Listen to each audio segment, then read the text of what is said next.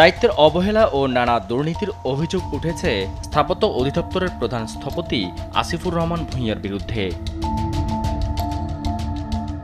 গণভবনকে জুলাই গণ অভ্যুত্থান স্মৃতি জাদুঘরে রূপান্তরের লক্ষ্যে ২০২৪ সালের ১ নভেম্বর একটি কমিটি গঠন করে অন্তর্বর্তী সরকার। সেই কমিটিতে স্থাপত্য অধিদপ্তরের অতিরিক্ত প্রধান স্থপতির দায়িত্বে থাকা অবস্থায় মোহাম্মদ আসিফুর রহমান ভূঁইয়া এই জাদুঘরটির নকশা কমিটির অন্যতম সদস্য হিসেবে দায়িত্ব পান।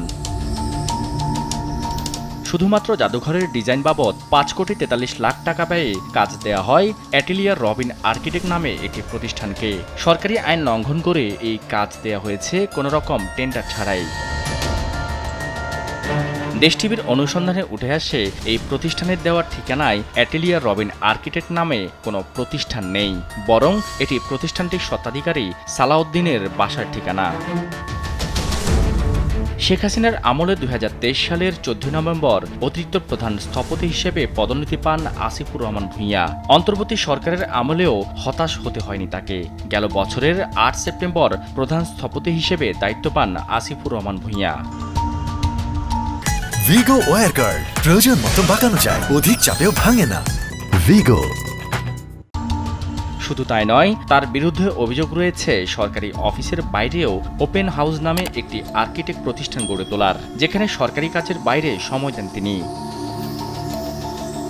এছাড়াও পূর্ব ধোলাইপাড়ে রয়েছে তার সুবিশাল ফ্ল্যাট। বর্তমানে বাস করেন রাজধানীর পান্থছায়া সোসাইটি এলাকায়, যেখানে তার রয়েছে ৩ কোটি টাকা মূল্যের বিলাসবহুল ফ্ল্যাট। তিনি আবার সেখানকার মালিকদের সংগঠন ইস্টার্ন পান্থছায়া সোসাইটির সহসভাপতিও। সেখানেও তার বিরুদ্ধে রয়েছে একাধিক অভিযোগ।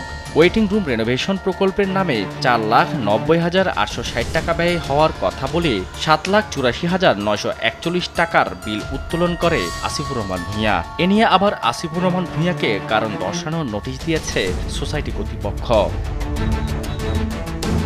এসব অভিযোগের বিষয়ে স্থাপত্য অধিদপ্তরে গেলে গেটে আটকে দেয় দেশ টিভিকে। আমাদের অফিসের নিয়ম এটা, বাইরের কোনো গেস্ট আসলে স্যারের অ্যাপয়েন্টমেন্ট নিয়ে আসতে হবে। পরে মুঠোফোনে তার সঙ্গে যোগাযোগের চেষ্টা করলে তিনি কথা বলতে নারাজ। তবে সরকারি অফিসের বাইরে ব্যক্তিগত প্রতিষ্ঠানে সময় দেওয়ার বিষয়ে পুরোপুরি অস্বীকার করেন তিনি। আর জুলাই জাদুঘরের বিষয়েও কথা বলবেন না বলে জানিয়ে দেন তিনি। আমাদের তো এগুলি একটু ইয়ে নিতে হয়, মানে কথা বলবার বিষয়ে একটু, যেহেতু আমার বস আছেন, একটু পারমিশন নিতে হয়। না, এগুলি আপনি কোথায় শুনছেন আমি জানি না, এগুলি কোনো ইয়ে নেই। শাহাদাত নিশাত, দেশ টিভি, ঢাকা।